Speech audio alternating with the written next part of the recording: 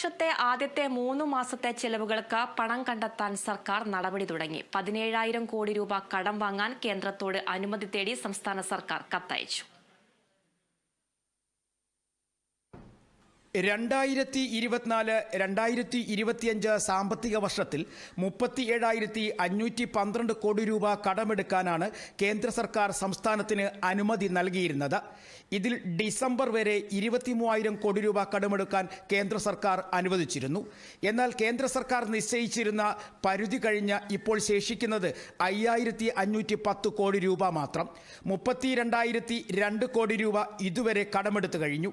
സംസ്ഥാന സർക്കാരിൻ്റെ പ്രതിമാസ ചെലവുകൾക്കായി വേണ്ടിവരുന്നത് 15,000 കോടി രൂപയാണ്.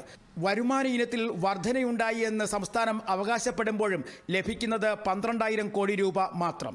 ഇപ്പോഴത്തെ സാഹചര്യത്തിൽ കടമെടുത്തും ചെലവ് വിട്ടു ചുരുക്കിയുമാണ് ധനവകുപ്പ് മുന്നോട്ട് പോകുന്നത്. പുതുവർഷത്തെ ജനുവരി മുതൽ മാർച്ച് വരെ മുന്നോട്ടു പോകാനായി 17,000 കോടി രൂപ കടമെടുക്കാനാണ് സംസ്ഥാന സർക്കാരിൻ്റെ നീക്കം. ഇതിനായി കേന്ദ്ര ധനവകുപ്പിന് ചീഫ് സെക്രട്ടറി കത്തയച്ചു കഴിഞ്ഞു. ക്ഷേമ പെൻഷനുകൾ വിതരണം ചെയ്യുന്നതിനും വെട്ടിക്കുറച്ച പദ്ധതി വിഹിതം പുനഃസ്ഥാപിക്കുന്നതിനും വായ്പ എടുക്കാതെ മറ്റു മാർഗം സർക്കാരിന് മുന്നിലില്ല. ക്ഷേമ പെൻഷൻ കുടിശ്ശിക സഹിതം നൽകണമെങ്കിൽ 910 കോടി രൂപയെങ്കിലും സർക്കാരിന് വേണം. Kerala vision news, Thiruvananthapuram.